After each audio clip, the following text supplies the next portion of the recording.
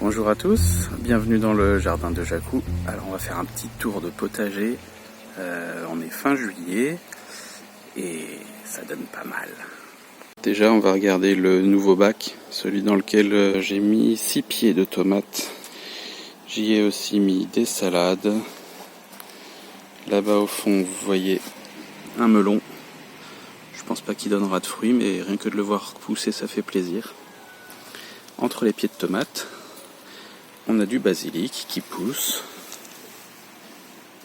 Donc le basilic, il y a des astuces pour le faire produire davantage de feuillage. Si vous le voulez, je vous expliquerai comment on fait. Il y a plein de petites salades, des petites laitues là ou je sais plus, des feuilles de chêne peut-être, qui poussent au pied. Je les ai plantées récemment. Et ça, c'est les salades un peu plus que j'ai plantées il y a plus longtemps. Alors ici j'en ai coupé une pour la manger et je laisse le pied en terre en espérant que peut-être elle reparte. On verra. Il paraît que ça fonctionne, on va voir. Et alors un truc vraiment chouette. Aïe, je me pique avec les orties. Regardez-moi ça. Tadam. Elle est pas belle. Et attendez, c'est pas fini. Regardez-moi ça.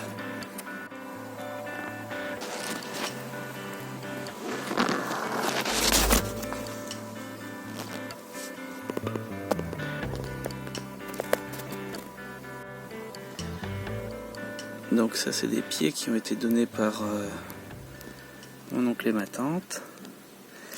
Ils ne savaient pas trop me dire quelles étaient les variétés, donc je pense qu'on a ici des tomates grappes, qu'on a des green zebra, et là-bas ça ressemble à du cœur de bœuf.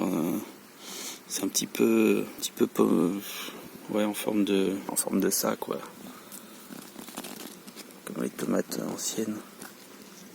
Les pommes de terre, ça pousse. Ici, il n'y en a que 2 qui ont pris. Par contre, là, elles prennent pas mal. J'ai remis un petit peu de paille, histoire de les forcer à remonter. Mais là, ça prend très bien. Alors maintenant, laissez-moi vous montrer la surprise. Voilà, ça, c'est le premier carré que j'ai fait au tout début. Regardez-moi ça.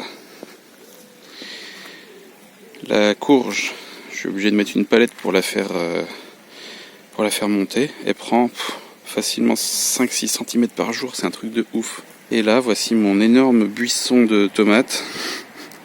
Et là, c'est là que je me rends compte que je les ai vraiment plantés trop près les uns des autres. Surtout les tomates cerises. Regardez-moi ce pied-là. Ce pied-là, il part là. Il remonte là. Il court ici,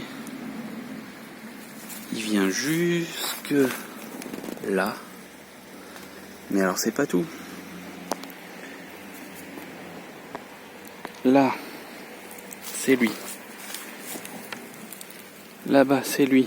Là-bas, c'est lui. Là-bas, c'est lui. Il est énorme. Et il y a des tomates cerises un peu partout là. Il y en a des vertes, il y en a des oranges, il y en a des rouges. J'en cueille un peu tous les jours là, c'est génial. Et tu veux que je te montre un truc super? Viens, approche-toi, viens, viens. Allez, pas peur. Voilà, viens voir. Regarde. Ta ta ta ta ta ta. Oh my god, that's wonderful. Un petit marron.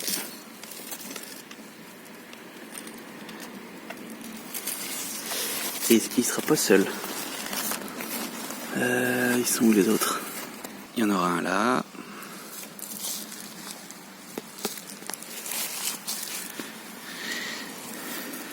Il y en aura un là. Alors au début ça pousse vert, alors je me demandais ce que c'était. Mais comme ça vire au orange, c'est bon, je suis sûr, quasiment. Aïe, les chardons. Ce sera un petit marron. Et il y en a 2-3 autres qui se baladent à l'intérieur. Et on va finir par les plants que j'avais semés pendant le confinement. Et bah ça y est, ils donnent. Regardez. Tac. Donc ça c'est normalement de la green zebra. Petite. Et des moins petites.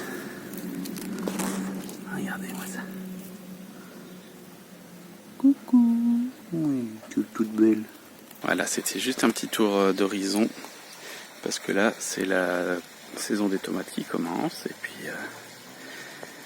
pour un premier potager fait à l'arrache comme ça, je trouve ça vraiment chouette. Mais bon, l'année prochaine, normalement, ça devrait être ça fois 10. Allez, à bientôt.